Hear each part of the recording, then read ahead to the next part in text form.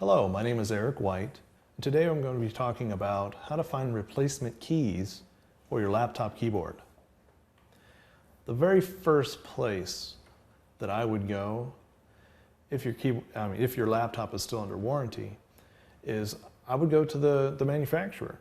They're going to be the most likely candidate to carry the keys that you need. The downside of that is if it's not under warranty, it's probably going to be a little expensive to do that replacement.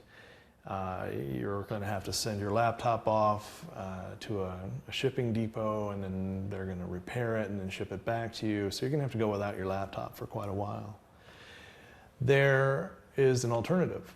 What you can do is you can Google it, or you can open up your Yellow Pages and find a laptop repair shop in town. Chances are they've got a ton of these keys or even entire replacement keyboards. So give them a call and I'm pretty sure they'll be able to help you out, no problem, and they'll keep the cost pretty low compared to going to the manufacturer when things are outside of warranty. Good luck fixing your keyboard.